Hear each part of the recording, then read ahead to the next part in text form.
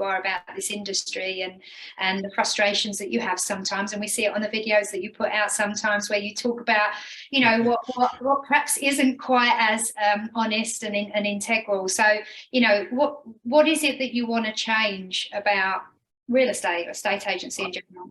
Yeah, I think, you know, what do I want to change first and foremost? I think that word honesty is the key thing that I would love to see changed.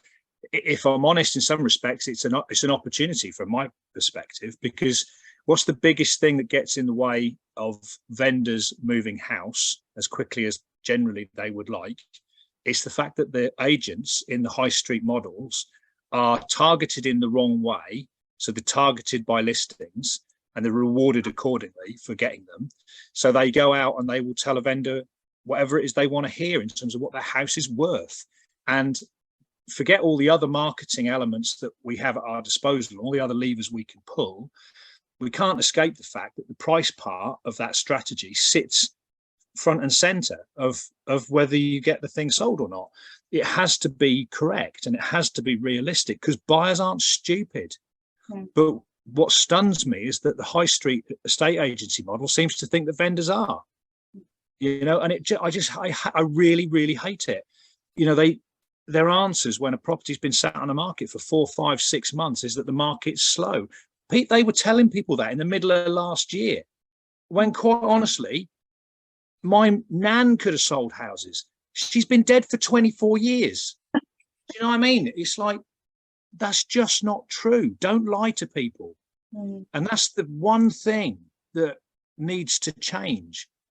At the moment, though, if it doesn't change with the high street model, great, because there's people like me that will be honest with people. Now, sometimes that means you won't get the listing, right? Fine. I actually don't care about that, because I don't want a listing that isn't realistically priced and sensibly marketed, because it won't sell. Therefore, it has no value. I can't spend a listing, you know. So unless we're on the same page and we're listening to the market and we're using the data to make an honest, well-judged decision about where we should enter the market and what is likely to happen, neither of us stand a chance of getting the house sold.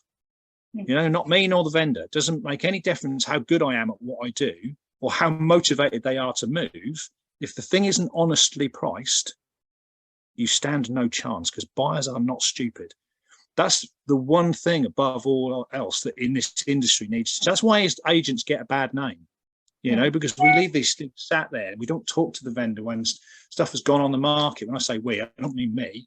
As a general industry, we don't, you know, agents don't speak to people and tell them what's going on, what's honestly going on. If I've had a property on the market for 2 weeks and I've not had any inquiries, there's a problem. And the vendor knows that. And we have a very honest discussion about what we need to do next. And we make proactive decisions, you know. I've never had a property sat on the market for more than 6 weeks, because I've either sold it or we've taken a different decision that maybe the vendor doesn't like.